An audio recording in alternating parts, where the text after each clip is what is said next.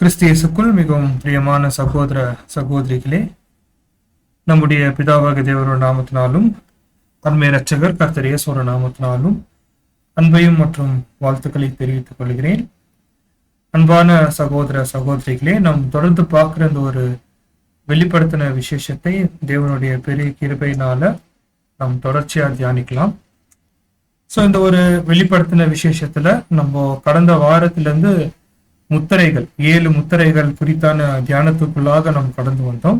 So ஆறாம் அதிகாரத்துல முதல் 6 முத்திரைகள் காணப்படுது. அதுல முதல் முத்திரை நம்ம மறுபடியுமாக அதோடைய கருத்துக்களை தியானிச்சுட்டு நம்ம தொடர்ச்சியா அந்த ஒரு பாடத்துக்குள்ள நம்ம கடந்து போலாம். அன்பான சகோதர சகோதரிகளே, ஸோ அன்பான சகோதர சகோதரிகளே, இந்த ஒரு வெளிப்படுத்தின விசேஷ தியானத்துல இந்த ஒரு 7 முத்திரைகள்ல நம்ம தியானிக்கும் போது முதல் முத்திரை, அதாவது முதல் முத்திரை குறித்து நம்ம தியானிக்கும் போது ரொம்ப விசேஷமாக இது எதை குறிக்குது நம்ம கவனிக்கும் போது யோவான் ஒரு தரிசனத்தை பார்க்கிறார்.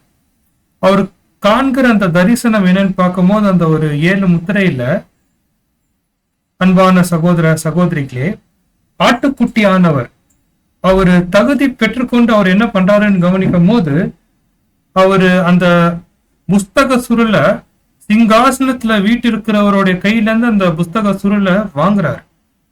வாங்கிட்டு அவர் என்ன பண்றாருன்னு பார்க்கும் போது அந்த முத்திரைய உடைக்கிறாரு. நம்ம அந்த ஒரு வசனத்தை வாசிக்கலாம். வெளிப்படுத்தின விசேஷம் 6ஆம் அதிகாரம் 1ஆம் வசனம். ஆட்டுக்குட்டியானவர் முத்திரைகள் ஒன்றை உடைக்க கண்டேன். அப்பொழுது 4 ஜீவன்கள் ஒன்று என்னை நோக்கி, நீ வந்து பார் என்று இடிமுழக்கம் போன்ற சத்தமாய் சொல்ல கேட்டேன்.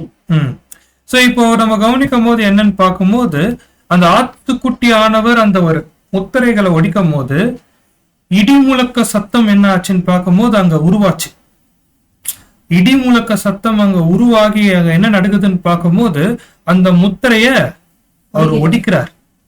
அப்படி ஒடிக்கும் போது ஒரு மிருகம் என்ன ஆகுதுன்னு பார்க்கும்போது, நீ இத வந்து பார், அதாவது ஒரு ஜீவி, அதாவது சிங்காசனத்துல சுத்தி இருக்கக்கூடிய அந்த அங்க இருக்கக்கூடிய ஒரு ஜீவி என்ன பண்றாங்கன்னு பார்க்கும்போது இங்க வந்து பார் அப்படின்னு சொல்லும் போது என்ன நடக்குது அன்பான சகோதர சகோதரிகளே, இப்போ ஆட்டுக்குட்டியானவர் அந்த முத்திரையை ஒடிக்கிறாரு. அப்படி ஒடிக்கும் போது ஒரு ஜீவி வந்து பார் அப்படின்னு சொல்லும் போது என்ன நடக்குதுன்னா தொடர்ச்சியா நம்ம 2வது வசனத்தை வாசிக்கலாம். நான் பார்த்தபோது இதோ ஒரு வெள்ளை குதிரையை கண்டேன். அதன் மேல் ஏறியிருந்தவன் வில்லை பிடித்திருந்தான். அவனுக்கு ஒரு கிரீடம் கொடுக்கப்பட்டது. அவன் ஜெயிக்கிறவனாகவும் ஜெயிப்பவனாகவும் புறப்பட்டான். இப்ப என்ன நடக்குதுன்னு பார்க்கும்போது இப்போ அந்த ஆட்டுக்குட்டி ஆனவர் வந்து அந்த ஒரு புஸ்தகத்தை வாங்கி அதை ஒடிக்கும் போது அவர் பார்க்கிற தரிசனம் என்னன்னு பார்க்கும்போது தொடர்ச்சியா அந்த ஒரு வெள்ளை குதிரையில ஒருத்தர் அமர்ந்து இருக்கிறாரு. அவர் கையில என்ன இருக்குங்களா? வில் இருக்கு.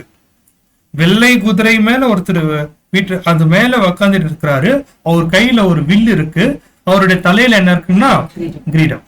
அவர் என்ன பண்றாருன்னு பார்க்கும்போது ஜெயிக்கிறவரிடத்தில் ஜெயிக்கிறவராக காணப்படுறார்.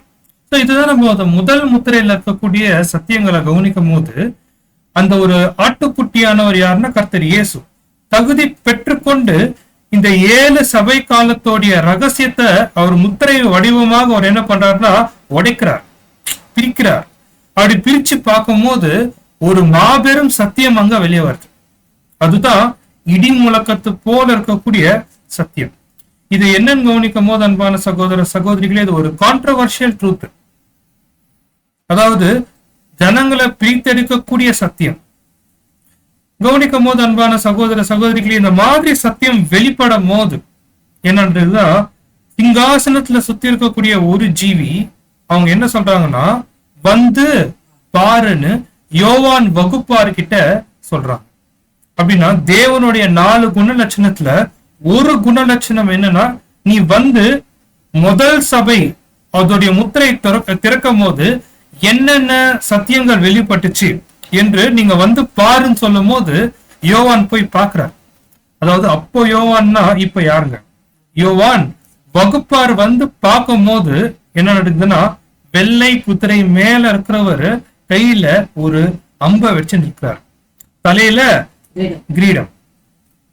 அவர் யாருன்னு கவனிக்கும் போது ஆண்டவரா இருக்கக்கூடிய கர்த்தர் இயேசு. இது முதலாம் சபையில நடக்கக்கூடிய ஒரு நிகழ்வு. என்னன்னா, அந்த வெள்ளை குதிரை என்பது உபதேசம், டாக்டரின். அந்த உபதேசம் எப்படி இருக்குன்னு பார்க்கும்போது வெள்ளையா இருக்கு, பரிசுத்தமா இருக்கு.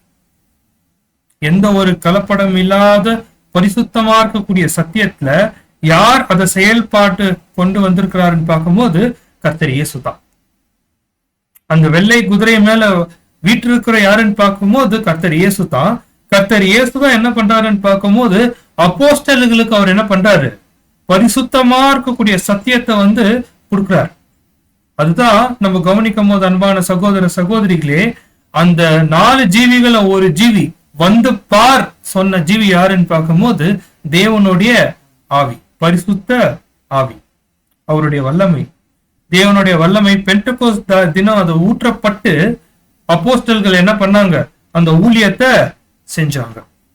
அதுதான் நம்ம கவனிக்கும் போது அப்போஸ்தலர்ல ஒரே பிரசங்கத்துல எத்தனை பேர் உள்ள வந்துட்டாங்க, சத்தியத்துக்குள்ள 3000 பேர் உள்ள வந்துட்டாங்க. ஜெயிக்கிறவர் இடத்துல ஜெயிப்பவர் அப்படின்னா கர்த்தர் இயேசு நியாய பிரமாணத்தை ஜெயிச்சார், அதுல இருக்கக்கூடிய ஒவ்வொரு கொள்கையை ஜெயிச்சார். இப்போ நெக்ஸ்ட் அவர் எதை ஜெயிக்கணும்னு பார்க்கும்போது, இப்போ கர்த்தர் இயேசுடைய முதல் வருகைக்கு பிறகு ஒரு யுகம் மாற்றப்பட்டுச்சு. யூத யுகத்துல இருந்து எந்த யுகம் உள்ள வந்துட்டாங்க, சுவிசேஷ யுகம் உள்ள வந்ததுனால ஜெயிக்கிறவர் இடத்துல ஜெயிக்கணும்னா அந்த முதலாவது யூதருக்கும் அதுக்கப்புறம் புறஜாதிக்கும் அந்த சத்தியம் போனோம்னா நியாய பிரமாணத்துக்கு கீழே இருக்கக்கூடிய யூதர்களை அவங்க சத்தியத்தை நிமித்தமா ஜெயிக்கணும். அதுதான் அந்த வில்லை குறிக்குது, அந்த வில்லும் அம்பு குறிக்குது. அந்த வில்ல என்ன பண்ணுது, இழுத்து அடிச்சா என்ன ஆகுங்க, அது எப்படி அது அந்த டார்கெட் ரீச் ஆகுமோ அதே போல கர்த்தர் இயேசுடைய சத்தியங்கள் என்ன ஆச்சுன்னா ஆதி கால அப்போஸ்தலர்களுடைய சபையில அது இருந்ததுன்னு நம்ம பார்க்கிறோம். இங்க நம்ம எடுக்கக்கூடிய ரொம்ப முக்கியமான சத்தியம் என்னன்னா, உபதேசம் எந்த ஒரு கலப்படம் இல்லாத சுத்தமா கர்த்தர் இயேசு தான் அந்த உபதேசத்தை என்ன பண்ணியிருந்தாரு, நடிப்பித்து கொண்டு வந்தார் நம்ம பார்க்கிறோம்.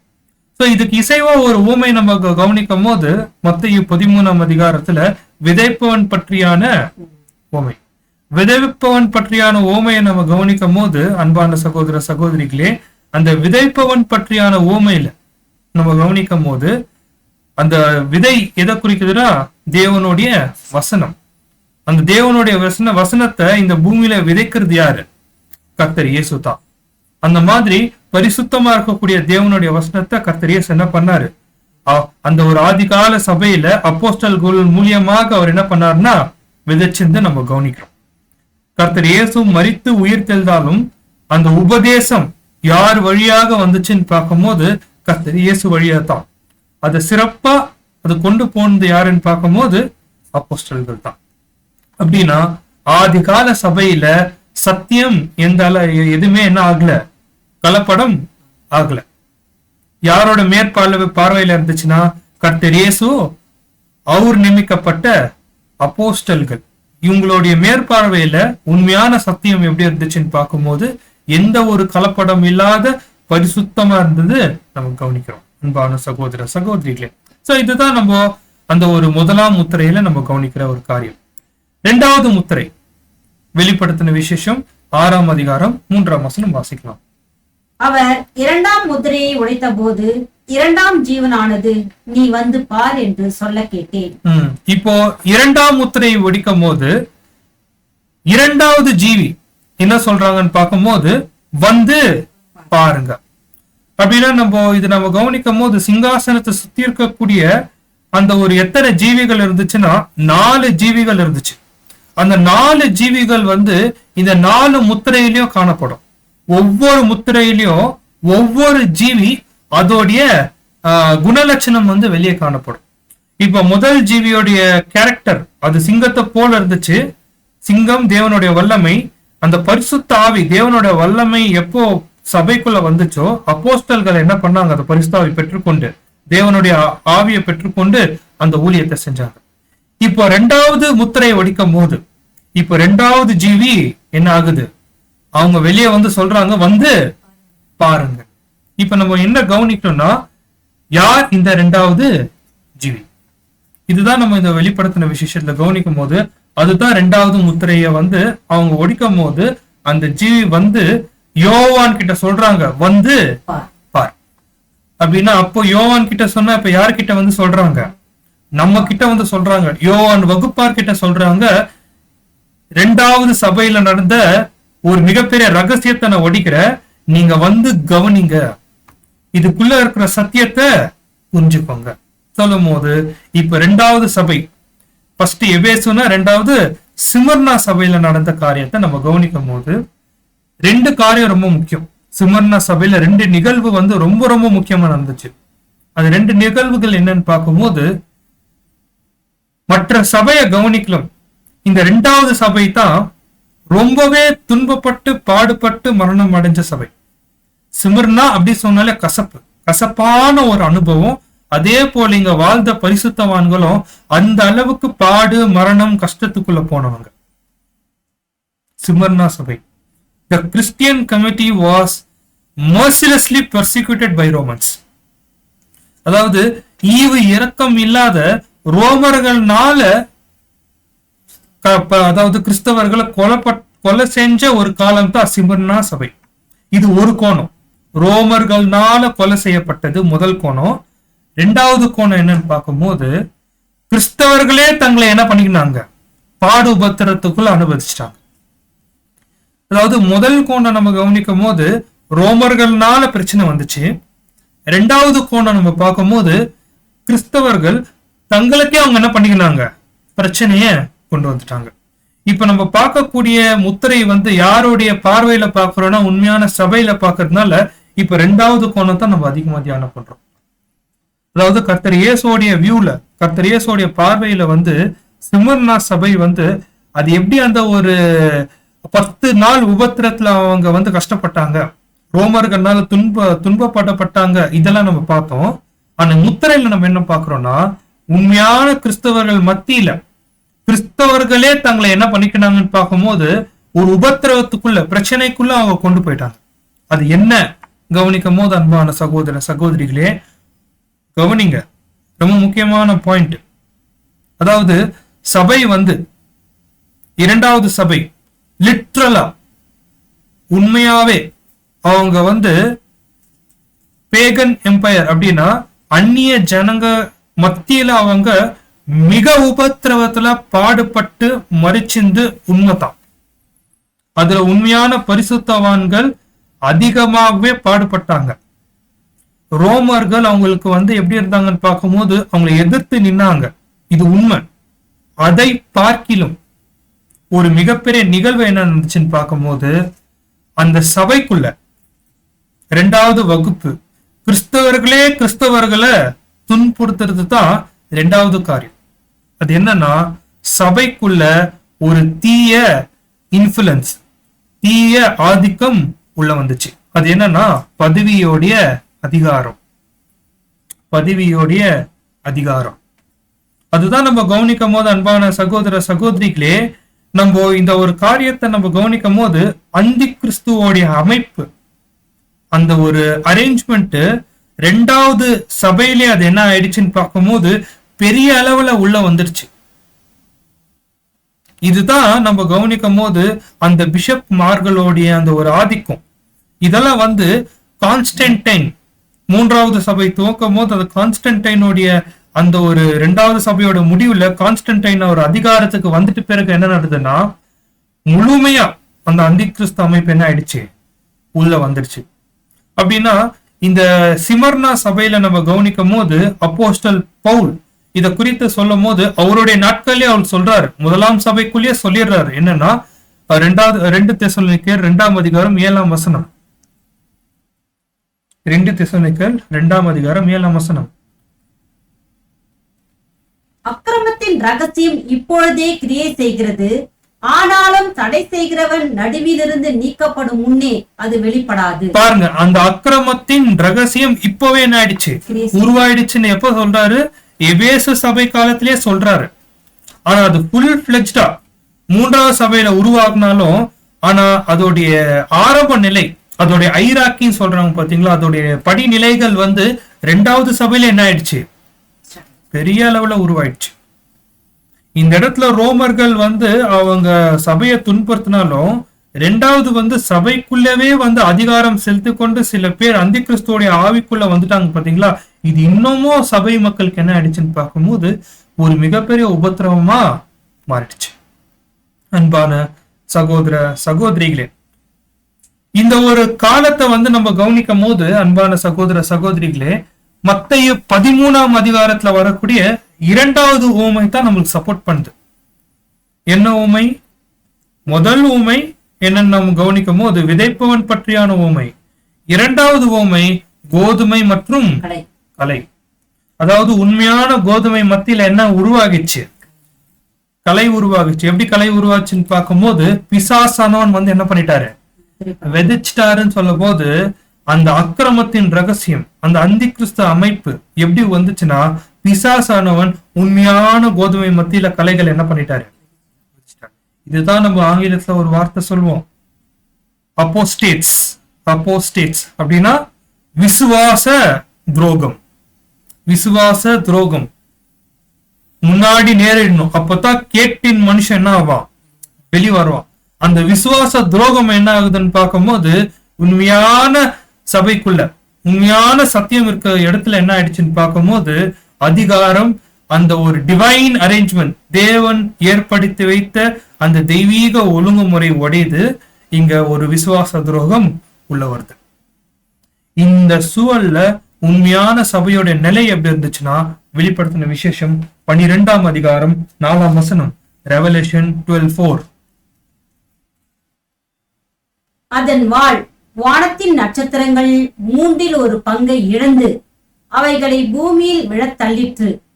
பிரசவ வேதனைப்படுகிற அந்த ஸ்திரீ பிள்ளையை பெற்றவுடனே அவளுடைய பிள்ளையை பட்சித்து போடும்படிக்கு அந்த வலு சர்ப்பம் அவளுக்கு முன்பாய் நின்றது. 12:4. சோ நம்ம கவனிக்கும் போது அன்பான சகோதர சகோதரிகளே, அந்த ஒரு ஸ்திரீயோடைய நிலை எப்படி இருந்துச்சுன்னு பார்க்கும்போது அந்த ஒரு கர்ப்ப வேதனைகள், அந்த பிள்ளை வந்து அந்த அந்தி கிறிஸ்து தான், அது வெளியே வரணும். ஆனா அதுக்கு முன்னாடி இருக்கக்கூடிய அந்த ஒரு வேதனை தான், அந்த பட்சிக்க போடுற அந்த ஒரு அனுபவம் தான் அந்த ரோமர்கள்னால. அது அந்த அனுபவத்துக்குள்ள உண்மையான சபை என்ன ஆகுதுன்னு பார்க்கும்போது கடந்து போது நம்ம கவனிக்கும். இப்போ அந்த ஜீவிகள்ல ஒரு ஜீவி யார், ரொம்ப முக்கியம். அந்த ஜீவிகள்ல இன்னொரு ஜீவி யாருன்னு பார்க்கும்போது வெளிப்படுத்தின விசேஷம் 4ஆம் அதிகாரம் 7 மற்றும் 8 வசனம் வாசிக்கலாம். முதலாம் ஜீவன் சிங்கத்திற்கு ஒப்பாகவும் 2ஆம் ஜீவன் காளைக்கு பாருங்க, ஒப்பாகவும். இப்ப முதலாவது ஜீவன் சிங்கத்துக்கு ஒப்பாகவும், 2வது ஜீவன் எதுங்க, காளைக்கு ஒப்பாகும். அப்படின்னா இந்த இடத்துல வந்து ஒவ்வொரு ஜீவிகள் வந்து அந்த சபையோடைய நிலையை வந்து என்ன பண்ணுதுன்னு பார்க்கும்போது எக்ஸ்பிளைன் பண்றாங்க. அங்க சிங்கம் வெளியே வந்துச்சுன்னா தேவனுடைய பரிசுத்தாவை வந்து வல்லமையா கிரியை செஞ்சுச்சு முதலாவது சபையில.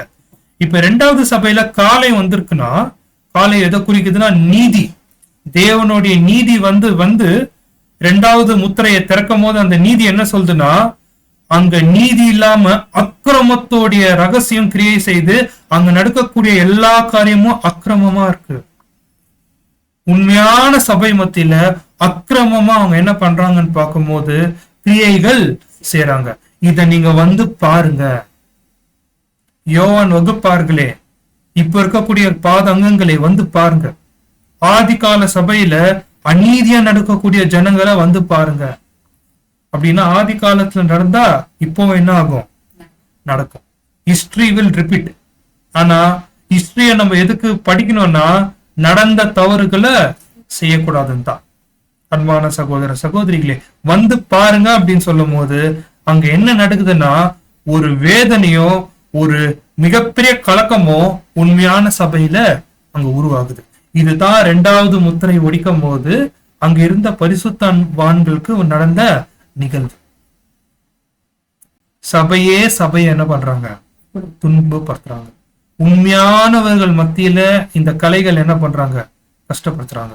கவனிக்கும் போது அன்பான சகோதர சகோதரிகளே, இப்போ அடுத்த வசனத்தை வாசிக்கலாம்.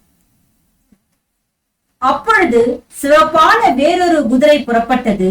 அதன் மேல் ஏறியிருந்தவனுக்கு பூமியில் உள்ளவர்கள் ஒருவரை ஒருவர் கொலை செய்யத்தக்கதாக சமாதானத்தை பூமியிலிருந்து எடுத்து போடும்படியான அதிகாரம் கொடுக்கப்பட்டது. ஒரு பெரிய பட்டயமும் அவனுக்கு கொடுக்கப்பட்டது. இது ரொம்ப இன்ட்ரெஸ்டிங்கான வசனம். ஒருவேளை பேர் சபையில இருக்கிறவங்க வந்து இது அப்படியே லிட்டரலா எடுத்து படிப்பாங்க. ஏதோ வானத்துல இருந்து ஒரு குதிரை வருதா, அது பூமியில வந்து இனிமே வந்து அதை கஷ்டம் கொடுக்க போதா, அந்த குதிரை சிவப்பு குதிரை வந்தா எல்லாரும் என்ன பண்ணிடும், அழிச்சு தள்ளிடும். அங்க பூமியில இருக்கக்கூடிய சமாதானத்தை என்ன பண்ணிடும், எடுத்துடும். பேர் சபையோட நம்பிக்கை இனிமே இந்த ஒரு சிவப்பு குதிரை வருதுன்னு. ஆனா அன்பான சகோதர சகோதரிகளே, தேவனுடைய பெரிதான கிருபையில இந்த வெளிப்படுத்தின விசேஷத்தை தியானிக்கும் போது நம்ம பார்க்கக்கூடிய கண் பார்வையே இந்த வசனத்தின் மேல எப்படி இருக்கு, வேற மாதிரி தான் இருக்கு. கவனிக்கும் போது இந்த இரண்டாம் முத்திரை ஒடிக்கும் போது அந்த தேவனுடைய நீதி வந்து பார் அப்படின்னு யோவான் வகுப்பார சொல்லும் போது அவங்க கவனிக்கும் போது அன்பான சகோதர சகோதரிகளே, அவங்க என்ன கவனிக்கிறாங்க, ஒரு சிவப்பான குதிரைய வந்து கவனிக்கிறாங்க.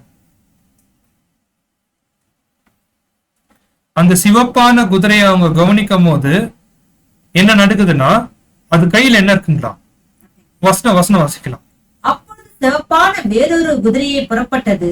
அதன் மேல் ஏறி இருந்தவனுக்கும் பூமியில் உள்ளவர்கள் ஒருவருக்கொருவர் கொலை செய்யத்தக்கதால் சமாதானத்தை பூமியிலிருந்து. இப்ப அந்த வசனத்தை ஒன்னா பிரிச்சு வாசிக்கும் போது அந்த சிவப்பான குதிரை மேல என்ன எப்படி இருந்துச்சுங்களா, வேற ஒருவன். அதாவது இப்ப நீங்க கவனிக்கும் போது வெள்ளை குதிரையில ஒருத்தர் உட்கார்ந்திருந்தார். ஆனா இப்ப சிவப்பு குதிரை வரும்போது அந்த வெள்ளை குதிரையில இருக்கிறவர் இல்ல, யார் இருக்கிறாங்க, வேற ஒருவன். ரொம்ப முக்கியமான வசனம், வேற ஒருவன். ஆக்சுவலா யார் உக்காந்துட்டு இருக்கணும், இயேசு கிறிஸ்து உக்காந்துட்டு இருக்கணும். ஆனா இப்ப யார் உக்காருதுங்க, வேற ஒருவன். அப்படி உக்காரும் போது அந்த குதிரையோட நிறம் எப்படி இருக்குன்னு பார்க்கும் போது சிவப்பு நிறம், ரெட் கலர் ஆயிட்டு அந்த குதிரை. அந்த வேற ஒரு நிறத்துல அந்த குதிரை என்ன ஆகுதுன்னு பார்க்கும் போது வெளியே வரும்போது எப்படி நடக்குதுன்னா, அவர் கையில என்ன கொடுக்கப்பட்டிருக்கு, அதிகாரம் கொடுக்கப்பட்டிருக்கு.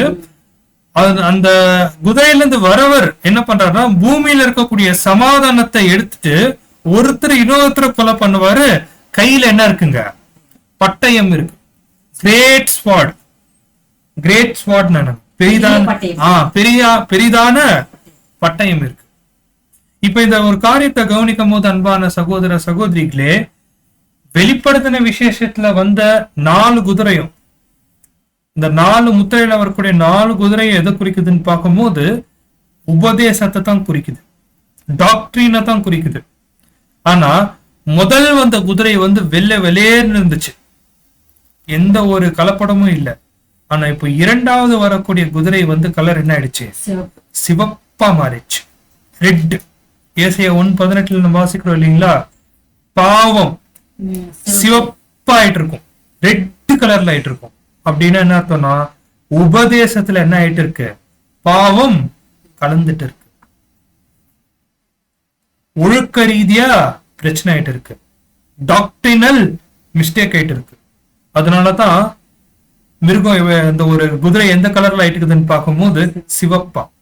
அதாவது கர்த்தர் இயேசு சொல்லி கொடுத்த அந்த உபதேசத்துல இருந்து இவங்க என்ன ஆயிட்டாங்க, பின்மாறி போயிட்டாங்க. அதுதான் நம்ம சொல்றோம் விசுவாச துரோகம். விசுவாசத்துக்கு துரோகம் செஞ்சுட்டாங்க, உண்மையான சத்தியத்துக்கு துரோகம் செஞ்சுட்டாங்க. அப்போஸ்தலர்களுடைய வேரோட வந்தவங்க, அப்போஸ்தலரோட வழியில வந்தவங்க அந்த உபதேசத்தை மாத்திட்டு இருக்கிறாங்க. அன்பான சகோதர சகோதரிகளே, இது வந்து யோவானே சாட்சி சொல்றாரு. சிமிர்னா, யோவான் தான் தூதர். அவருடைய சபையில என்ன நடக்கும்னு அவரே சாட்சி சொல்லும் போது 1 யோவான் 2ஆம் அதிகாரம் 18 மற்றும் 19 நம்ம வாசிக்கலாம். 1 யோவான் 2ஆம் அதிகாரம் 18 மற்றும் 19. பிள்ளைகளே, இது கடைசி காலமாய் இருக்கிறது. அந்தி கிறிஸ்து வருகிறான் என்று நீங்கள் கேள்விப்பட்டபடி இப்பொழுது அநேக அந்தி கிறிஸ்துக்கள் இருக்கிறார்கள். பாருங்க, நீங்க அந்தி கிறிஸ்துவன் எழும்பான்னு நீங்க கேள்விப்பட்டிருப்பீங்க. ஆனா அநேக அந்தி கிறிஸ்து என்ன ஆயிட்டு இருக்காங்க, வந்துட்டாங்கன்னு யோவான் சொல்றார். அப்படின்னா உண்மையான கோதுமை மணி மத்தியில கலைகள் என்ன ஆயிடுச்சு, உருவாயிடுச்சு. அப்படின்னா அந்த ஒரு குதிரை மேல இன்னொருத்தரை உட்காந்துக்கிறாரு பாத்தீங்களா, அதுதான் அந்த விசுவாச துரோகம். அந்த அந்தி கிறிஸ்து அமைப்போட ஆரம்பத்துல என்ன நடந்துச்சுன்னா, முழு உபதேசத்தை யார் கண்ட்ரோல் பண்றாங்க? இந்த விசுவாச துரோகிகள் தான் கண்ட்ரோல் பண்றாங்க. அங்க எந்த ஒரு நீதி நியாயமும் இல்ல. ஏன்னா அந்த உபதேசத்து மேல யார் இல்ல? கர்த்தர் இயேசு இல்லாதனால. அதனால்தான் நம்ம வெளிப்படுத்துற விசேஷம் 2:9 பார்த்தோம். They are synagogue of Satans. அவங்க சாத்தானுடைய குடியிருப்பா இருக்கிறாங்க. சாத்தானுடைய குடியிருப்பு அவங்க. அப்படின்னா சாத்தானுடைய முழு இன்ஃபுளுன்ஸ் அந்த ஒரு உபதேசத்துக்குள்ள வந்துச்சு. விசுவாச துரோகம் ஏறெடுத்துச்சு. அன்பான சகோதர சகோதரிகளே, இப்ப நெக்ஸ்ட் பாயிண்ட் நம்ம கவனிக்கிறோம். சாத்தானோட குடியிருப்பு, விசுவாச துரோகம், உபதேசம் செக்க செவேர்னு ஆயிடுச்சு. எல்லா பாவங்களும் வந்து சபைக்குள்ள வந்துருச்சு. எல்லா அந்நிய தேவர்களுடைய உபதேச சபைக்குள்ள வந்துருச்சு. ஒரு பக்கம் உண்மையான சபையை வந்து ரோமர்கள் வந்து துன்புறுத்துறாங்க. இரண்டாவது பக்கம் அதிகாரம் இந்த மாதிரி உபதேசத்தை வந்து சீர்குலைஞ்சிட்டு சபைக்குள்ளேயே வந்து பிரச்சனை ஆயின்னு இருக்கு.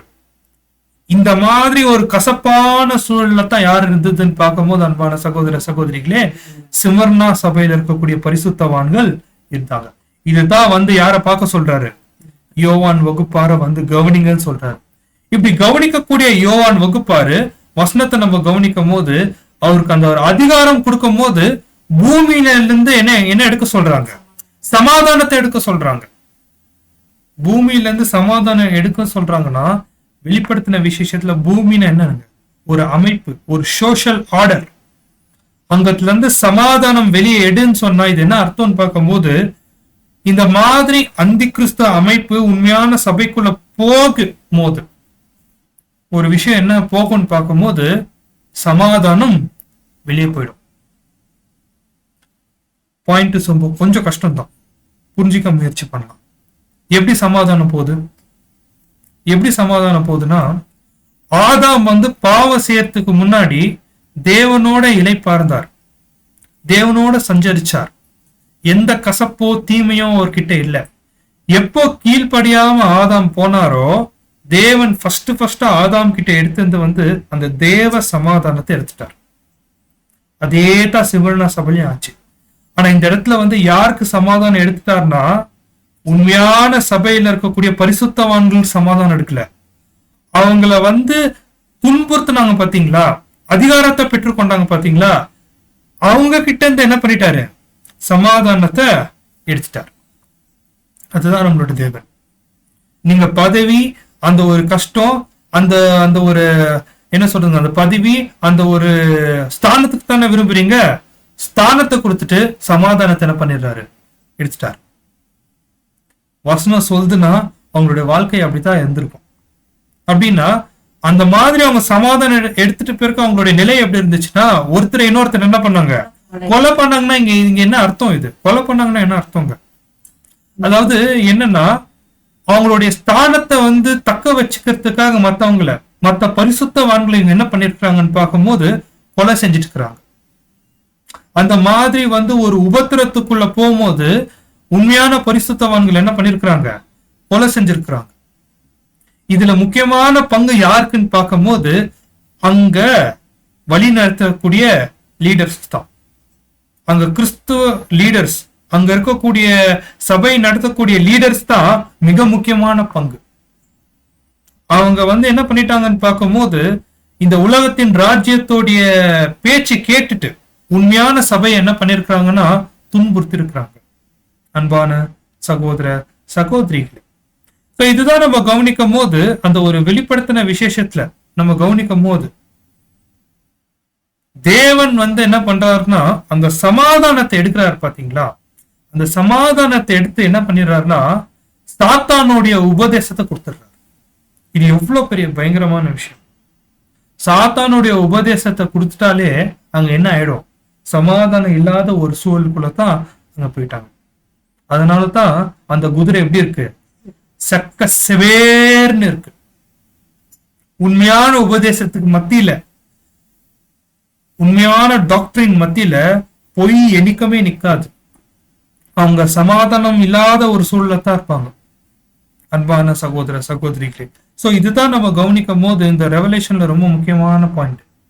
அப்புறம் ஒருத்தர் இன்னொருத்தரை கொலை செஞ்சாங்க அப்படின்னா என்னன்னு பார்க்கும்போது, எங்கெல்லாம் உண்மையான பரிசுத்தவான்கள் இருந்தாங்களோ, சத்தியத்துக்காக நிக்கிறாங்களோ, அவங்களுடைய எல்லாத்தையும் எடுக்கிறது, அவங்க கிட்ட இந்த அதிகாரத்தை எடுக்கிறது, அவங்க மேல இருக்கக்கூடிய நல் பேரை எடுக்கிறது, அந்த அதிகாரத்தை பயன்படுத்தி அந்த விசுவாச துரோகிகள் என்ன பண்ணுவாங்கன்னா உண்மையான பரிசுத்தவான்களை கொலையே செய்வாங்க. அதுதான் நம்ம 2வது சபையை குறித்து நம்ம பார்க்கும்போது ஒரு ஸ்டோரி நம்ம பார்த்தோம். ஒரு அம்மா, அதாவது ஒரு பெண் என்ன பண்ணிட்டாங்கன்னா சத்தியத்தை ஏற்றுக்கொண்டு கிறிஸ்தவர்களா மாறிட்டாங்க. அப்போ அவரோட சொந்த அப்பாவை என்ன பண்ணிட்டாருன்னா அந்த பெண்ணை வீட்டை விட்டு துரத்திட்டாரு. அதாவது அந்த அம்மாவுக்கு வரக்கூடிய சொத்துக்கள்ல என்ன பண்ணிட்டாரு, அவரு கொடுக்காம துரத்தி விட்டார். இந்த மாதிரி தான் ஒவ்வொரு பரிசுத்தவான்கள் 2வது சபையில இருக்கிறவங்க கர்த்தர் இயேசுவை ஏற்றுக்கொண்டது போதே அவங்களுக்கு தேவையான உடைமைகள் என்ன ஆகுது, அது நிறுத்தப்படுது.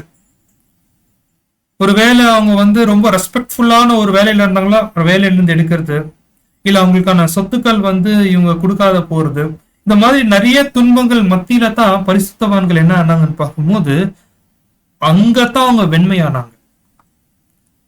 உபதேசம் செக்க செவேர்ந்து இருந்தாலும் இதுதான் பரிசுத்தவான்களுடைய நல்ல வாய்ப்பு, தங்களுடைய வஸ்திரத்தை காத்து கொண்டுகிறது. அதுக்கப்புறம் அவங்க கையில இருக்கக்கூடிய பெரிய ஸ்வாட், கிரேட் ஸ்வாட், வசனத்துல இருக்கீங்களா, பெரிய பட்டயம். என்னது பெரிய பட்டயம்? ஒரு பரிசுத்தவான்களை நம்ம உச்ச கட்டத்துக்கு கஷ்டம் கொடுக்கணும்னா அவங்க ஃபெலோஷிப்ல இருந்து தள்ளி வச்சிட்டாலே போதும். எக்ஸ்கம்யூனிகேஷன், சபையில இருந்து வெளியே தள்ளுறது, நீக்கிறது, அவங்கள ஐக்கியத்துல தள்ளி விடுறது, எக்ஸ்கம்யூனிகேஷன், தள்ளி விடுறது. இதெல்லாம் எங்க தூங்குச்சுன்னு பார்க்கும்போது அன்பான சகோதர சகோதரிகளே 2வது சபையிலேயே தூங்கிடுச்சு. இதுதான் நம்ம ரெவலேஷன் நம்ம தியானிக்கும் போது அன்பான சகோதர சகோதரிகளே அவங்க பயன்படுத்தின கிரேட் ஸ்வாட் என்னன்னா அவங்கள எந்த அளவுக்கு இழிவுபடுத்தினாங்கன்னா ஐக்கியத்தை விட்டு தள்ளி வைக்கிறது. இதெல்லாம் ஒரு பரிசுத்தவான்கள் உண்மையாக அவங்க என்ன பண்ணிருக்கிறாங்கன்னா பாடுபட்டு அவங்க மரிச்சும் இருந்திருக்கிறாங்க. அன்பான சகோதர சகோதரிகளே, இதுதான் யோவான் நமக்கு என்ன சொல்றாருன்னா இவங்க சாட்சிய பாருங்க, எப்படி சத்தியத்துக்காக வாழ்ந்தாங்க. ஒரு பக்கம் உபதேசம் சீர்கட்டு நாசமா போனாலும் இன்னொரு பக்கம் உண்மையான பரிசுத்தவான்கள் தங்களை காத்து கொண்டது நீங்க பாருங்க. அநீதியான இடம் தேவனுடைய நீதி சொல்லுது, அநீதியான இடத்துல பரிசுத்தவான்கள் நிரூபிச்சு காமிச்சிருக்காங்க. அன்பான சகோதர சகோதரிகளே, சோ இந்த ஒரு 2வது முத்திரைய ரொம்ப சம்மரியா சொல்லணும்னா, ரொம்ப சுருக்கமா சொல்லணும்னா, கோதுமை மத்தியில கலைகளை சாத்தான் விதைச்சான். அப்படி விதைக்கும் போது என்ன நடந்துச்சுன்னா சமாதானம் அங்க இல்லாத போச்சு. உண்மையான பரிசுத்தவான்களுடைய எல்லாமே எடுத்துக்கினாலும் உண்மையான பரிசுத்தவான்கள் தங்களுடைய ஓட்டத்தை ஜெயமோட ஓடி முடிச்சாங்க. இதுதான் நம்ம கவனிக்கும் போது அன்பான சகோதர சகோதரிகளே இந்த ஒரு 2வது முத்திரையில இருக்கக்கூடிய காரியம். இப்போ இந்த 2வது முத்திரையில நம்ம கத்துக்கின விஷயம் என்னங்க, முதல் முத்திரையில உபதேசம் வெளியேறு இருந்துச்சு. இப்ப நெக்ஸ்ட் அந்த உபதேசம் கர்த்தர் இயேசுடைய கையில இல்ல, ஒரு மனுஷன் கையில பெற்றுக்கொண்டாரு. இப்போ உபதேசம் எப்படி ஆயிடுச்சு, செக்க செவேர்னு ஆயிடுச்சு. அதுதான் முத்திரையில கவனிக்கும் போது இப்போ வெள்ளை குதிரை என்ன ஆயிடுச்சு, இப்போ சிவப்பாயிடுச்சு. கர்த்தர் இயேசு விதைச்ச விதை இப்ப என்ன ஆயிடுச்சு, கோதுமை ஒரு பக்கம் வளர்ந்தாலும் சாத்தானவன் அப்போஸ்தலர்கள் மறிச்சிட்டு பிறகு என்ன ஆயிடுச்சுங்க, கலைகள் உருவாச்சு. இந்த மாதிரி சூழல்ல என்ன ஆகுதுன்னு பார்க்கும்போது 2வது சபை முடிவுக்கு வருது. இப்போ 3ஆம் முத்திரை வெளிப்படுத்தின விசேஷம் 6ஆம் அதிகாரம் 5ஆம் வசனம். அவர் 3ஆம் முத்திரையை உடைத்த போது 3ஆம் ஜீவனானது நீ பார் என்று சொல்ல கேட்டேன். நான் பார்த்தபோது இதோ ஒரு கருப்பு குதிரையை கண்டேன். அதன் மேல் ஏறியிருந்தவன் ஒரு தராசை தன் கையிலே பிடித்திருந்தான். இப்போ நெக்ஸ்ட் என்னன்னு பார்க்கும்போது இப்போ அந்த 3வது முத்திரைய அந்த ஆட்டுக்குட்டியானவர் ஒடிக்கிறாரு. ஒடிக்கும் போது என்ன நடக்குதுன்னா 3வது ஜீவி என்ன சொல்லுதுங்க, பார். இப்ப நம்ம வரிசையில் இருக்கக்கூடிய மூணாவது ஜீவி யாருங்க? வெளிப்படுத்தின விசேஷம் 4:7 வாசிக்கலாம். முதலாம் ஜீவன் சிங்கத்திற்கு ஒப்பாகும், இரண்டாம் ஜீவன் காளை ஒப்பாகும், மூன்றாம் ஜீவன் மனுஷன் முகம் போன்ற முகம் உள்ளதாகவும். இப்ப மூன்றாவது ஜீவன் யாருன்னு பார்க்கும்போது மனுஷன் முகம் கொன்ற ஒருவர். இப்போ இந்த மனுஷன் முகம் கொண்ட ஒருவர்னா இது எந்த கேரக்டர் வெளிப்படுதுன்னா தேவனுடைய அன்பு வெளிப்படுது.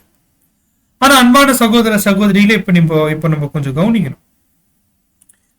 ரெவலேஷன் ஸ்டடி நம்ம ரொம்ப அதிகமா கவனம் கொடுத்து கவனிக்கக்கூடிய ஒரு காரியம். ஏன்னா இதுக்குள்ள விசேஷமா இந்த முத்திரைன்னு சொல்லும் போது உண்மையான சபை கொடுக்கக்கூடிய சாட்சி, ட்ரூ சர்ச்சோட விட்னஸ் தான் இந்த ரெவலேஷன் ஸ்டடி. ஃபர்ஸ்ட் சபையில தேவனுடைய வல்லமை புறப்பட்டுச்சு, அதை அப்போஸ்தலர்கள் வெளிப்படுத்தி காமிச்சாங்க. ரெண்டாவது சபை தேவனுடைய நீதி புறப்பட்டுச்சு, அந்த அநீதியான சூழல்ல நீதியா சபை நடந்து கொண்டு அவங்களோட ஓட்டத்தை முடிச்சாங்க. இப்ப மூணாவது தேவனுடைய அன்பு வெளிப்படணும். ஆனா மூணாவது சபையில என்ன ஆகுதுன்னா தேவனுடைய அன்புக்கு எதிராக செயல்கள் நடக்குது. இதுதான் மூணாவது சபை. தேவனுடைய அன்பு என்ன, அவருடைய பெரிதான அன்பு என்ன, அந்த அன்பு என்ன ஆகுதுன்னு பார்க்கும்போது இந்த மூணாவது சபையில மறைக்கப்படுது. அது என்ன நம்ம இந்த வாரத்தை சொல்ல மாட்டோம், அடுத்த வாரம் தான் சொல்லுவோம். அது மட்டும் பாயிண்ட்ல வச்சுக்கோங்க. தேவனுடைய அன்பை இவங்க என்ன பண்ணிட்டாங்கன்னா அப்படியே மாத்திட்டாங்க. அதுதான் மூன்றாவது சபையில நடக்கக்கூடிய ஒரு காரியம். அது என்னன்னு நான் இந்த வாரம் சொல்ல மாட்டோம், அடுத்த வாரம் தான் சொல்லுவோம். ஆனா சில பாயிண்ட்ஸ் மட்டும் இந்த மூன்றாவது முத்திரையில பார்த்துட்டு இன்னைக்கு நம்ம முடிக்கலாம். அப்படின்னா இந்த ஒரு மூன்றாவது முத்திரை எந்த சபை காலம் கவனிக்கும் போது எந்த சபை காலங்க? பெர்கமு பெரிய சபை ஞாபகம் வச்சுக்கோங்க. பெர்கமு ரொம்ப நீண்ட காலம் இருந்த சபை, ரொம்ப நீண்ட காலம் இருந்த சபை தான் எதுங்க? பெர்கமு. இதுலதான் ஒரு முக்கியமான சத்தியம் இருக்கு. அந்த சத்தியம் என்ன ஆகுதுன்னு பார்க்கும்போது இந்த சபையை தான் ஒடியுது. தேவனோட அன்பே மறிக்கப்படுது. அது யாருன்னு நீங்க ஜஸ்ட் இன்னும் ஒரு 2 வருஷத்துல இப்போ நம்ம தியானிக்கும் போது நீங்க கண்டுபிடிச்சிடுவீங்க. யாராவது நீங்க கால் பண்ணி சொன்னீங்கன்னா நல்லா இருக்கும் அது என்ன சத்தியம்னு. இப்ப என்ன ஒரு பாயிண்ட் கவனிக்கும் போது இந்த சபையில என்ன நடக்குதுன்னா இதுதான் நீண்ட கால இருந்த சபை, எல்லா துருபதேசமும் உள்ள வந்த சபை, எல்லா விதமான உபதேசம், அந்த அக்கிரமம் எல்லாமே என்ன ஆயிடுச்சுன்னு பார்க்கும்போது இந்த சபைக்குள்ளதான் வந்துச்சு. அதாவது பேகன், அதாவது அந்நிய தேவர்களுடைய பழக்க வழக்கம் முழுவதும் எதுக்குள்ள வந்துச்சுன்னா இந்த சபைக்குள்ள வந்துச்சு. ஒரு கிறிஸ்தவன் அப்படின்னு சொன்னாலே அந்த அன்பு தான் ஒரு கிறிஸ்தவனுக்கு அடையாளம். எங்க போனாலும் ஒரு கிறிஸ்தவர்கள்னா அவங்க அன்பானவர்கள் தான் ஒரு அடையாளம். ஏன்னா கர்த்தர் இயேசு எப்படி இருந்தாரு? அன்பானவரா இருந்தாரு. ஆனா இந்த சபையில அந்த ஒரு பேரு கிறிஸ்தவர்களுடைய மிக முக்கியமான கேரக்டரா இருக்கக்கூடிய அன்பு, அந்த ஐடென்டிட்டியே உடைஞ்சு என்ன ஆயிடுச்சுன்னு பார்க்கும்போது ஒரு இன்ஸ்டிடியூஷன், ஒரு அமைப்பு மேல என்ன ஆயிடுச்சுன்னா ஜனங்களுக்கு என்ன ஆயிடுச்சு? அன்பு வந்துச்சு. கிறிஸ்து மேல காட்டக்கூடிய அன்பு அமைப்பு மேல என்ன ஆயிடுச்சு? அன்பு காமிச்சாங்க. அப்படின்னா தேவன் எதிர்பார்த்த அன்புக்கு எதிராக செயல்படுறதா இந்த மூன்றாவது சபையில நம்ம பார்க்கிறோம். மூன்றாவது முத்திரை ஒடிக்கும் போது அந்த மூன்றாவது ஜீவி யாருங்க? தேவனுடைய அன்பு எனக்கூடிய குணலட்சணம் முற்றிலுமாக மாற்றப்பட்ட சபை, மாற்றப்பட்ட ஒரு காலம் தான் பெர்கமு காலம். கவனிங்க, ரொம்ப கவனிக்கணும் நம்ம இந்த ஒரு பாடத்தை. இந்த மாதிரி மாற்றப்படும் போது வந்த குதிரையோட நிறம் என்னன்னு வாசிக்கலாம். அவர் மூன்றாம் முத்திரையை உடைத்த போது மூன்றாம் ஜீவனானது நீ வந்து பார் என்று சொல்ல கேட்டேன்.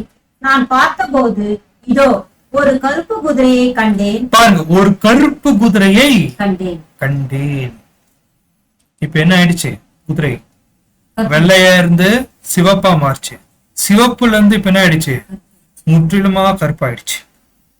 டாக்டரின் மொத்தமா இருட்டாயிடுச்சு. அதனாலதான் இந்த யுகத்தோடைய பேர் என்னன்னா இருண்ட யுகமே பேர் வந்துச்சு மூன்றாவது சபைக்கு. டார்க் ஏஜ், பைபிளே இல்லாத காலம், பைபிள் இல்லாத, உபதேசம் இல்லாத என்ன ஆயிடுச்சுன்னு பார்க்கும்போது த கிரீட் ஆஃப் நைஸ் நைஸ் அவங்களுடைய விசுவாச பிரமாண புஸ்தகங்கள் வெளியே வந்துச்சு. உண்மையான சத்தியம் பார்க்க. சரி, கான்ஸ்டன்டினோப்பல் என்ன பண்ணிட்டார் கவனிக்கும் போது, அங்க ராஜாக்கள் போல ராஜாக்கு அதிகாரியாக யார உக்காரிச்சிட்டாருங்க, போப்பு மார்க்கத்தை உக்காரிச்சிட்டார். இதுதான் நம்ம எதுல கவனிக்கிறோம்னா மத்தேயு 13ஆம் அதிகாரத்துல 31, 32 நம்ம வாசிக்கலாம். ரொம்ப முக்கியமான சத்தியம். Matthew 13th chapter 31 and 32. வேறொரு ஊமையை அவர்களுக்கு சொன்னார். பரலோக ராஜ்யம் கடுகு விதைக்கு ஒப்பாய் இருக்கிறது. அதை ஒரு மனுஷன் எடுத்து தன் நிலத்தில் விதைத்தான். அது சகல விதைகளிலும் சிறிதாய் இருந்தும் வளரும் போது சகல பூண்டுகளிலும் பெரிதாகி. பாருங்க, சின்ன கடுகு விதை தான், அது போடும் போது செடியா தான் வளரணும். இது என்ன ஆயிடுச்சு, ஒரு பெரிய மரமா ஒரு அமைப்பா நிக்குது, ஒரு இன்ஸ்டிடியூஷனாவே நிக்குது, அசைக்க முடியாத ஒரு இன்ஸ்டிடியூஷனா நிக்குது அந்த கிறிஸ்து அமைப்பு.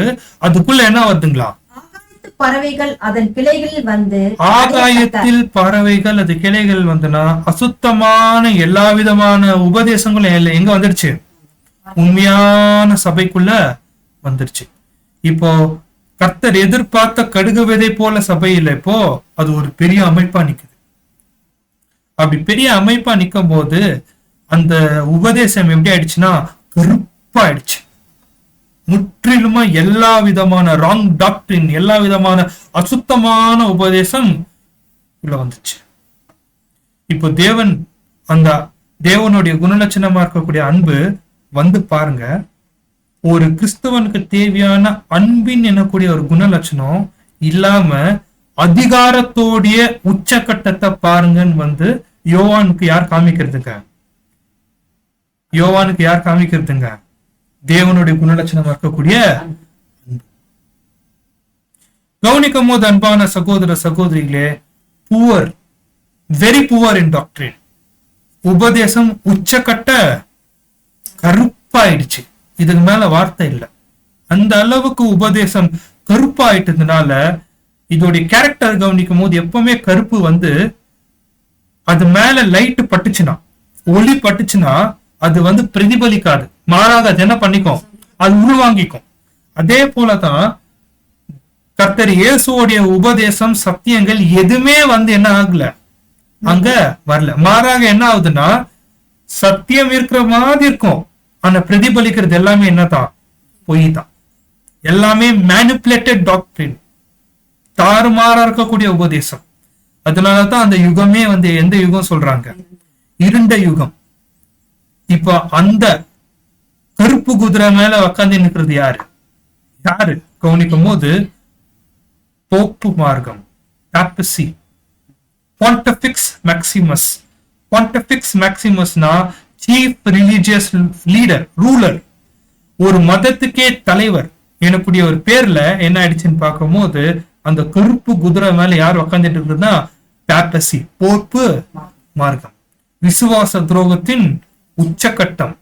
எல்லா ஜனங்களை எப்படி அவருடைய சர்வ அதிகாரத்துல என்ன பண்ணிக்கிறார், மிரட்டி அந்த ஒரு உபதேசத்தை முழுமையா மறிச்சு மனுஷனுடைய போதனைகள் என்ன இருக்கு வருது. இதுதான் நம்ம வெளிப்படத்துல பார்க்கும்போது உண்மையான பரிசுத்தவான்களோட நிலை எப்படின்னா கந்த துணி போடுற மாதிரி ஆயிடுச்சான், ஸ்லாக் க்ளோத். எந்த ஒரு நம்பிக்கை இல்லாத ஒரு நிலை, ஒரு துக்க நிறைந்த ஒரு நிலை, அந்த மாதிரி பரிசுத்தவான்களுடைய நிலை என்ன ஆயிடுச்சுன்னா இந்த ஒரு சபையில காணப்படுது நம்ம கவனிக்கிறோம் அன்பான சகோதர சகோதரிகளே. சரி, இப்போ அந்த மீதி இருக்கக்கூடிய வசனத்தை நம்ம வாசிக்கலாம். 6ஆம் அதிகாரம் 5ஆம் வசனம். அவர் 3ஆம் முத்திரையை உடைத்த போது 3ஆம் ஜீவனானது நீ வந்து பார் என்று சொல்ல கேட்டேன். நான் பார்த்த போது இதோ ஒரு கருப்பு குதிரையை கண்டேன். அதன் மேல் ஏறியிருந்தவன் ஒரு தராசை தன் கையிலே பிடித்திருந்தான். இப்ப என்ன ஆயிடுச்சுன்னு பார்க்கும் போது அந்த கருப்பு குதிரை மேல இருக்கிறவனுடைய கையில என்ன ஆயிடுச்சு, என்ன இருக்கு கையில, தராசு. கையில என்ன இருக்கு, தராசு இருக்கு. இந்த மனுஷன் கருப்பு உபதேசத்தை முழுசா மாத்திட்டாரு. அது என்ன உபதேசம் மாத்திட்டாருன்னு அவர் கையிலே இருக்கு. இதுதான் நம்ம அடுத்த வாரம் சந்திக்கலாம். அது என்ன ஒரு உபதேசத்தை இவங்க மாத்திட்டாங்கன்னு அன்பான சகோதர சகோதரிகளே, அதுதான் எல்லா தீர்க்க தரிசனத்துக்கும் ஒரு முக்கியமான ஸ்டார்டிங் பாயிண்ட், இன்க்ளூடிங் கர்த்தர் இயேசுவோடைய 2ஆம் பிரசன்னத்துக்கும். இப்போ இந்த ஒரு ரெவலேஷன் ஸ்டடியில நம்ம கவனிக்கும் போது அன்பான சகோதர சகோதரிகளே, இப்ப நம்ம பார்த்த பாயிண்ட் முதல் 3 முத்திரையை பார்த்தோம். அதான் முழுசா முடிக்கல, 3வது முத்திரை. இப்ப முதல் முத்திரையில் நம்ம கவனிக்கும் போது உபதேசம் எப்படி இருந்துச்சு? வெள்ளையே இருந்துச்சு. 2வது உபதேசம் என்ன ஆயிடுச்சு? செவப்பா மாறிடுச்சு. அந்தி கிறிஸ்துவோடைய ஆதிக்கம் 2வது சபையில துவங்க ஆரம்பிச்சு. ஆனா 3வது சபையில என்ன ஆயிடுச்சு? முற்றிலுமா கருப்பாயிடுச்சு, ஃபுல் பிளாக். உபதேசத்துக்கும் சத்தியத்துக்கும் சம்பந்தமே இல்லாத ஒரு பெரிய அமைப்பு அவங்க என்ன ஆயிட்டாங்கன்னா நிக்கிறாங்க. சோ இதுதான் நம்ம கவனிக்கும் போது இந்த ஒரு வெளிப்படுத்தின விசேஷத்துல அன்பான சகோதர சகோதரிகளே, அந்த ஒரு சத்தியங்கள் எப்படி அது துருபதேசமா மாறினாலும் அங்க வாழ்ந்த பரிசுத்தவான்கள் உண்மையான சத்தியத்துல எப்படி நின்னாங்க தான் காரணம். இத குறித்து நம்மளுடைய மூத்த சகோதரர் ஒரு உதாரணம் கொடுக்கிறார். என்னன்னா, இந்த குதிரைகளுடைய கலர் அவர் டெபினேஷன் எப்படி கொடுக்குறாருன்னு பார்க்கும் போதுங்க, ஒருத்தருக்கு அடிபட்டுச்சு. உதாரணத்துக்கு அமெரிக்கால எல்லாம் வெள்ளையா இருப்பாங்க, சரிங்களா? அவருக்கு அடிப்பட்ட இந்த மாதிரி இப்படி கீறுந்த மாதிரி என்ன வருங்க, பிளட் வரும், ரத்தம் வரும். அந்த ரத்தத்தெல்லாம் தொடிச்சு காஞ்சிச்சுன்னா எப்படி இருக்கும்னா அப்படியே ரெட்டா இருக்கும் மார்க், சரிங்களா? ரெட்டா இருக்கும். அதாவது பியோர் ஸ்கின்னு ஒண்ணுமே ஆகல, அடி விழுந்திருந்த போதே கீறி ரத்தம் விழுது. இப்ப அந்த ரத்தத்துல தொடிச்சு ரத்தம் எப்படி இருக்குங்க, சிகப்பா இருக்கும். அதே நீங்க ஒரு வாரம் நீங்க காய விட்டுட்டீங்கன்னா எப்படி ஆயிடும்னா கருப்பாயிடும், சரிங்களா? கருப்பாயிடும். அடிப்பட்ட அந்த ஒரு காய இடம் கருப்பாயிடும். நெக்ஸ்ட் காயம் காஞ்சிச்சுன்னா அது எப்படி இருக்கும்னு பார்க்கும்போது கொஞ்சம் பச்சையா இல்ல வெளுத்து போன ஒரு கலர் இருக்கும். இப்படித்தான் 4 குதிரையோட கலர் வச்சிருக்காரு. அடிப்படாம சுத்தமா இருக்க உபதேசம், அதுல அடி விழுந்துச்சு, ரத்தமா மாறிச்சு. அது காயும் போது சுத்தமா கருப்பாயிடும். அது காயம் தீக்கும் போது மறுபடியும் அது என்ன ஆகும், அது பழையபடி மாறத்துவம்.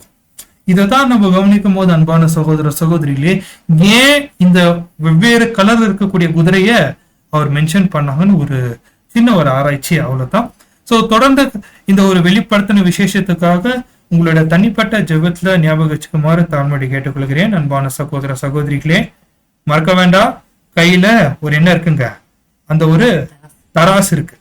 அந்த உபதேசத்தை தான் அவங்க என்ன பண்ணிட்டாங்க, மாத்திட்டாங்க. அது என்ன உபதேசம் நீங்க யாருன்னா நீங்க கூப்பிட்டு சொன்னா, போன்ல கூப்பிட்டு சொன்னா நல்லா இருக்கும். இல்ல நம்ம பொறுமையா அடுத்த வாரம் அது என்ன உபதேசம் கவனிக்கலாம்.